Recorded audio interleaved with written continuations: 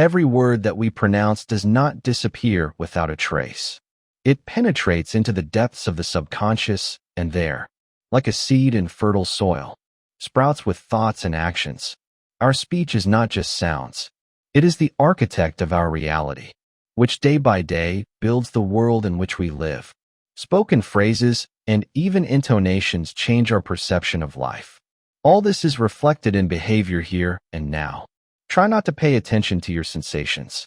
Or even worse, imagine that you have no sensations at all. A person who constantly complains about the injustice of life is like putting on dark glasses. He unconsciously begins to see problems even where they do not exist. His inner voice constantly whispers, "Why try? Nothing will work out anyway." Guided by these beliefs, he applies fewer and fewer efforts to achieve the goal, condemning himself to failure in advance. Such injustice quickly becomes his reality, like a self-fulfilling prophecy. Here is a simple example. Two people go to an interview. The first one thinks all the way, "They definitely won't take me. I'm not good enough." The second one sets himself up. "I'll show what I'm capable of. This job is for me." Guess who will make a better impression? Who will speak more confidently? Stand straighter? Smile more sincerely? On the other hand, a person initially set up for success not only does everything that depends on him to achieve it as soon as possible, but also constantly charges himself with his own optimistic plans. His brain works like a powerful magnet, attracting opportunities. Let's clarify the main thing. Faith in victory is one of the greatest components of success. Of course, one can achieve incredible results without this faith, but the road to them will be much more difficult and longer. Marcus Aurelius, a philosopher who became a Roman emperor, once said, "When you experience sadness, remember that happiness is the ability to courageously bear your misfortune. Only in our power is it to decide how to think and speak about our problems.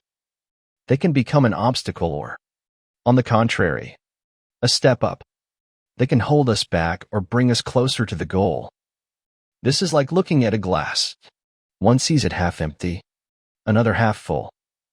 But there is also a third option, to see in the glass an opportunity to quench thirst." Philosophers, like Marcus Aurelius, believed that external events have absolutely no effect on us.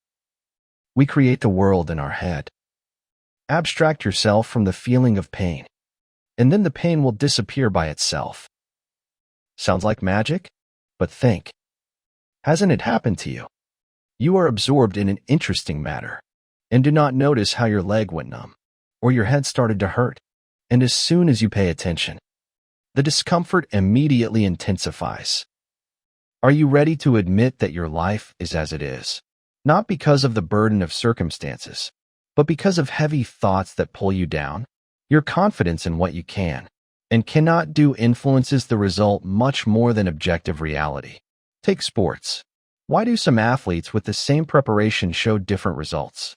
Often it is because one believes in victory, and another is already mentally preparing for defeat. One sees the opponent as a challenge, another as an insurmountable obstacle. If you pay attention only to external circumstances, then even persistent work on them will not bring you closer to the goal. Everything will remain the same. No strength, no joy, no thirst for life. At best, you will see your success from the side, but instead of joy, you will experience disappointment. Yes, sometimes circumstances do not change, and you get stuck in an unsolved problem, like in a swamp. What if the dream you are going toward, which will make you happier and more confident, is not being fulfilled at all? What then? Even if it is fulfilled one day, what will happen in your life between today and that epical day? You do not need to look for answers to these questions. The answer is you yourself. Change just one setting per day, and you will see how your life changes. All these talks about the subconscious are not just psychological chatter, as some think. Scientists have found out that our thoughts can actually change the structure of the brain. The discovery of this phenomenon, which was named neuroplasticity, became a revolution in science. The brain is like a muscle that develops from training. Each thought paves an invisible path in it. The more often we think in a certain way, the wider and more noticeable this path becomes, turning into a real road. And rarely used paths become overgrown with the grass of oblivion, constantly encountering something new and unusual in life. Our brain forms new and breaks old neural connections. This affects our thoughts and behavior.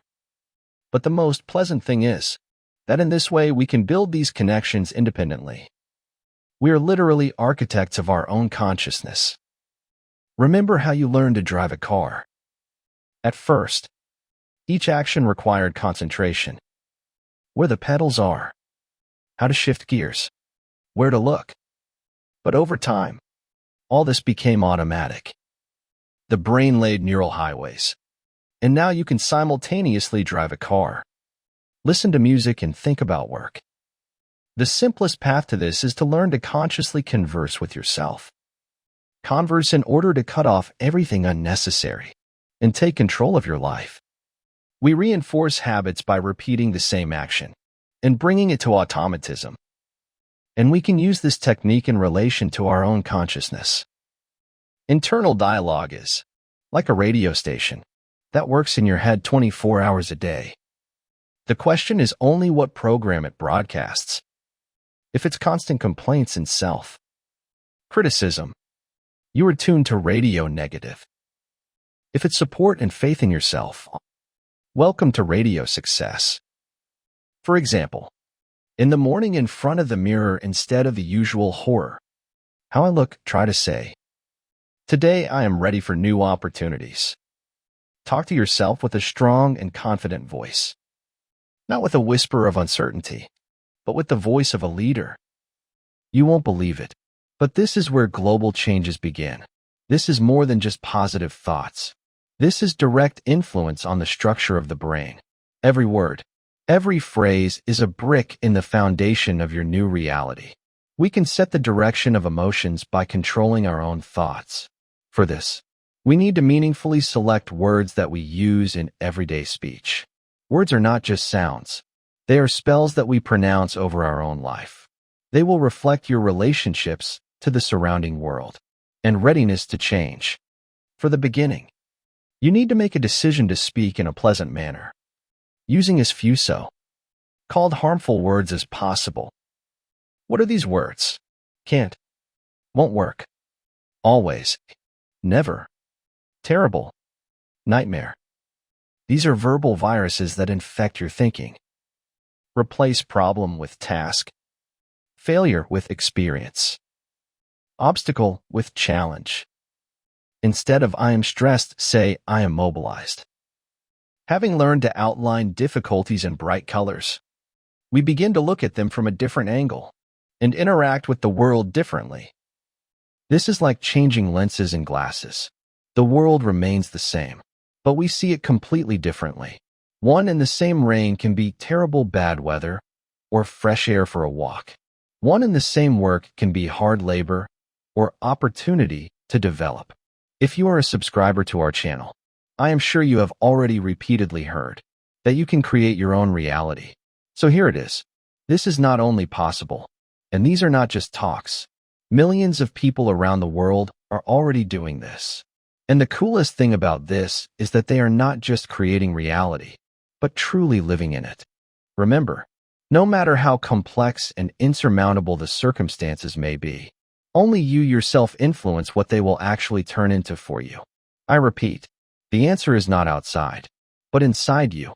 How we speak, think about the situation and react to it. This is the basis of our reality. The simplest way to start relating to life more simply is to perceive your problems as opportunities. Opportunities to learn something new and realize yourself.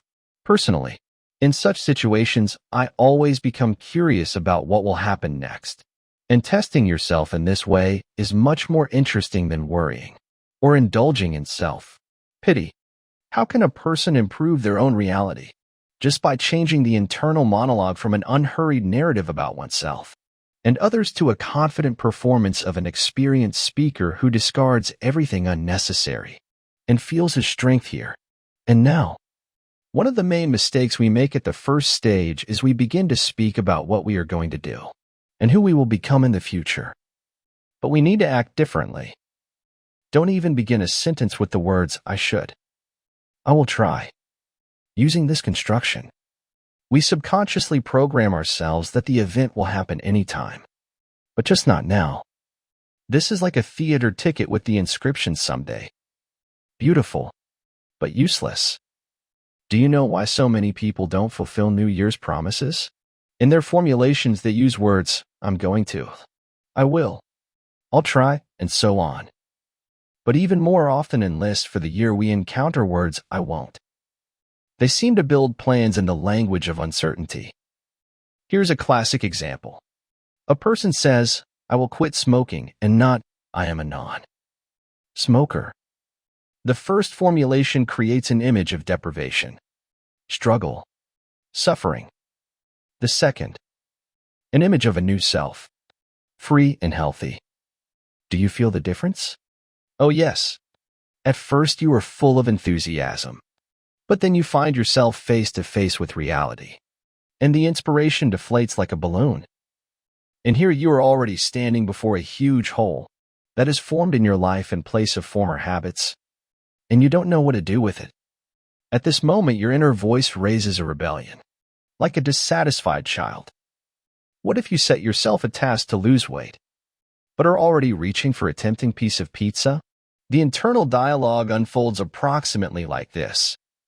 Well, okay. One piece is not scary. I'll start again tomorrow.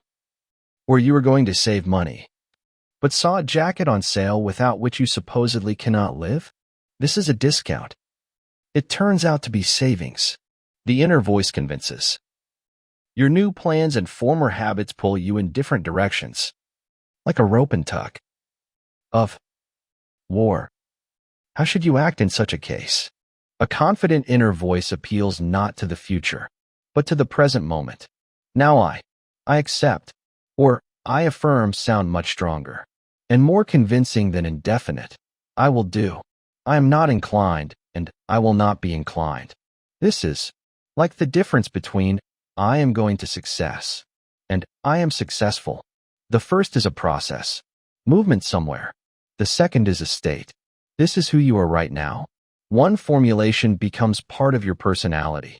The other is more like a description of what could once happen to you. Try right now.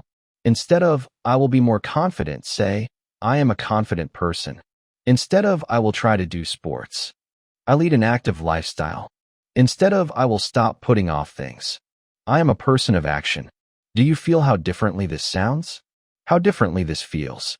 Your brain perceives these statements as facts about you and begins to adjust behavior to this new reality. It becomes your ally, not your opponent.